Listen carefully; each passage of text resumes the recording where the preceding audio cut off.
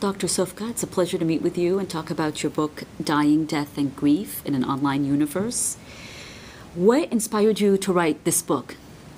Well, back in the mid-1990s, I was fascinated by how technology was being used in amazing ways to deal with death education and grief counseling.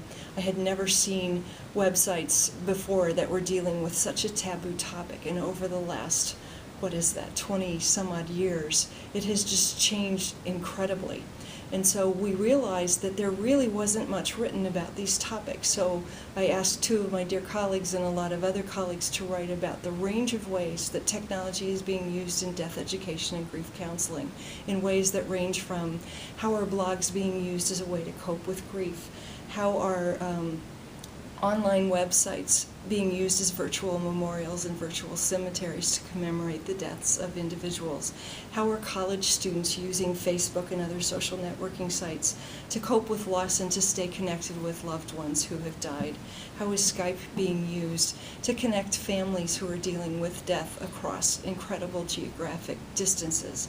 And there are so many rich ways that technology is being used to help in these areas that it was time that someone wrote about it to try and get more information out, to get people thinking about how it can be used wisely in our work, and to stimulate people to do more research about these topics. Dr. Cupid, it's a pleasure to meet with you and talk about your book. How is technology changing and shaping thanatology research? There is not much research that has really looked at thanatology in an online environment. And the way in which research is typically done has to be modified to some extent when you start looking at the kinds of things that people put on social media sites, on blogs, trying to find out what kind of content is available on websites. There's a whole different way about going to do research, and it's very important that we get that information to researchers about the kinds of things that they need to look for and what they have to do.